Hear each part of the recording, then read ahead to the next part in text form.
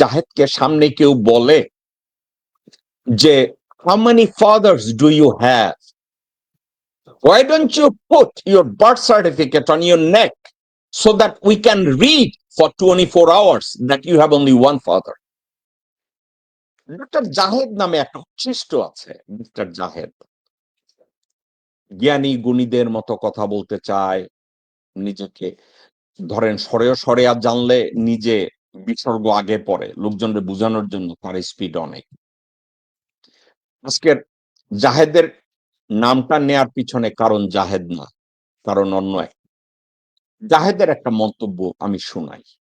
By the way, আমি শুনেছি জাহেদকে নাকি তারেক রহমান সাহেব প্রতিমন্ত্রী বানাইছে, নৌপমন্ত্রী বানাইছে। তো জাহেদের একটা কথা আমি শুনবো। বর্তমান অন্তর্বর্তীকালীন সরকারের অনেকেই বিদেশি নাগরিক, উপদেষ্টাদের অনেকেই। এই আলাপ দীর্ঘদিন থেকে চলছে এবং এটা আস্তে আস্তে বেশ সিরিয়াস হয়ে উঠছে। এটা সিরিয়াস হওয়া উচিত। বাংলাদেশের একটা সরকারের মধ্যে যদি অনেক বিদেশি নাগরিক এক্সক্লুসিভলি অথবা দ্বৈত নাগরিকত্ব থাকে, সেটা আমাদের রাষ্ট্রীয় নিরাপত্তার জন্য খুবই বড় ঝুঁকি এবং প্রশ্ন তৈরি করবে। কিন্তু স্বাভাবিকভাবেই এই ডিবেটটা সবচেয়ে বেশি হয়েছে ডক্টর খলিলুর রহমানকে ঘিরে, কারণ তিনি অত্যন্ত সেন্সিটিভ দুটো জায়গায় এখন আছেন। একটা রোহিঙ্গা বিষয়ক হাই রিপ্রেজেন্টেটিভ ছিলেন, সেটা যেমন তেমন হোক, এরপর তিনি জাতীয় নিরাপত্তা উপদেষ্টা হয়েছেন এনএসএ, এবং তিনি ডিফেন্স মিনিস্ট্রি সামলাতে ডক্টর ইউনূসকে সাহায্য করবেন, এই রকম একটা দায়িত্ব তাকে দেয়া হয়েছে সর্বশেষ প্রজ্ঞাপনে।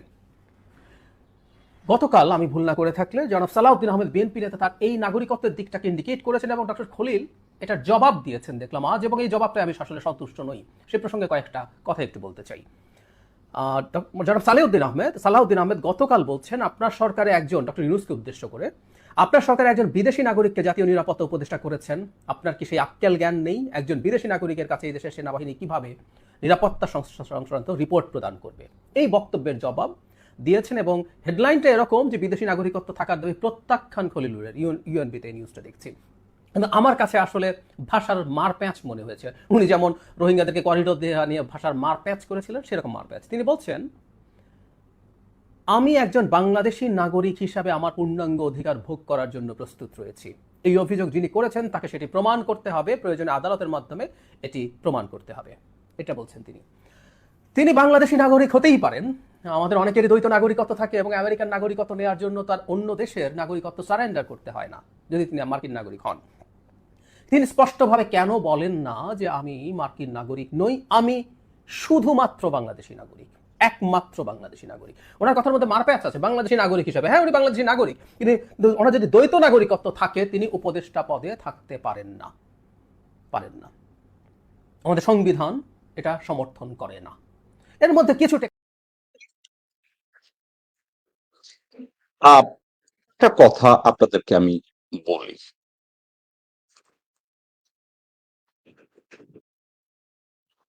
জামাতে ইসলামের 95% নেতারা যারা স্বাধীনতার পরে জন্মেছে এবং স্বাধীনতার সময় যাদের বয়স ছিল 2-3 বছর, তারা গত 54 বছর একটা কথা বলে আসছে, আমরা রাজাকার না, আমরা বাংলাদেশের নাগরিক, জন্ম নেয়া নাগরিক, বাংলাদেশের প্রতি নাগরিক হিসাবে বাংলাদেশের প্রতি বশ্যতা স্বীকার করি এবং ৭১ সালের যুদ্ধে পাকিস্তানিদের ভূমিকার নিন্দা করি। ৫৪ বছর এটা করেছে, কিন্তু আজ অবধি যে কোনো জামাত বা শিবিরের লোককে দেখলে এখনো কি বলা হয় না তুই রাজাকার, তুই রাজাকার? বলে না তুই রাজাকার? আজকে আমি আমার এক মুরব্বীর সমালোচনা করি। আমার এক মুরব্বী, যিনি আমার শ্রদ্ধার পাত্র ছিলেন, নিউ ইয়র্কে এলে আমার বাসায় বেড়াতেন, হুমায়ুন আহমেদ সাহেব, উনি নিজে মুক্তিযুদ্ধে উনি এবং তার ভাই জাফর মুক্তিযুদ্ধে না যাওয়ার জন্য আল্লামা দেলোয়ার হোসেন সাইদের সাথে শর্ষিনা গিয়া পালায়া ছিল যাতে মুক্তিযুদ্ধে যেতে না হয়। তারা ইদানিং বইয়ের ভিতরে ডায়লগ পাই আমি, তুই রাজাকার। এখন এই কথাটাকে আমি কেন টানলাম? জাহেদ জানতে চাইছে খলিল বিদেশি নাগরিক,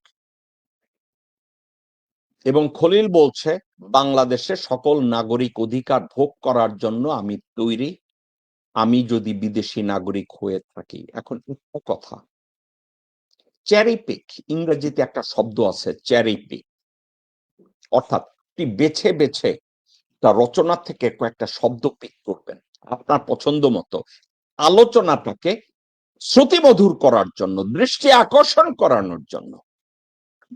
খলিলুর রহমানের একাধিক মন্তব্য আমি শুনেছি। উনি বলেছেন উনি বাংলাদেশের নাগরিক, উনি অন্য কোনো দেশের নাগরিক না, আমেরিকা তো না। উনি যদি বলে আমি বাংলাদেশের নাগরিক এবং অন্য কোনো দেশের নাগরিক না, জাহেদের মতো উচ্ছিষ্টরা, জাহেদের মতো বহুগামী পিতার সন্তানেরা একটা সামান্য কথাকে, প্রয়োজনীয় কথাটাকে মূল্যায়ন না করে তারা অবমূল্যায়ন করে একটা টকিং পয়েন্ট বা ন্যারেটিভ তারা তৈরি করতে চায়। খলিলুর রহমানের কথা উনি বলেছেন। এখন উনি এই জাহেদ, আজকের যদি জাহেদের কাছে কেউ কথা জিজ্ঞাসা করে, জাহেদ এই মুহূর্তে আজকের 2026 সালের ফেব্রুয়ারি মাসের 18 তারিখে জাহেদ খলিলুর রহমান সম্পর্কে আপনার মন্তব্য কি, জাহেদ কি বলবে যে না আমি এখন সন্তুষ্ট, উনি আমেরিকার নাগরিক না, আমি এখন সন্তুষ্ট? জাহেদ এজন্য বলবে না সে সন্তুষ্ট, কারণ খলিল সাহেব তার কোনো পাসপোর্টও দেখায় নাই, তার কাছে কোনো কথাও বলে নাই, কিন্তু জাহেদ বলবে সে সন্তুষ্ট। কারণ কি জানেন, বহুগামী পিতার, বহুগামী মাতার সন্তানরা স্বার্থের জন্য যে কোনো কথাকে তারা যে কোনো সময় উলট পালট করতে পারে। তো জাহেদ আজকের তার আগের কথা যেভাবে বলেছে, আজকের যদি জাহেদকে সামনে কেউ বলে যে how many fathers do you have, why don't you put your birth certificate on your neck so that we can read for 24 hours that you have only one father, এই কথাটা যদি কেউ বলে এটা কি দোষের হবে নাকি কারো রোজা মাকরু হবে? কারা রইল বোকাপাট, কারা রইল বোকাপাট, ভেঙে ফেল পারবে লোপাট, রক্ত জমাট শিকল পুজোর ভাষণ বেদি। ওরে ও তরুণ নিশান, ওরে ও তরুণ নিশান, বাজে তোর গলায় বিশাল ধ্বংস নিশান, প্রাচীর প্রাচীর ভেদি। কারা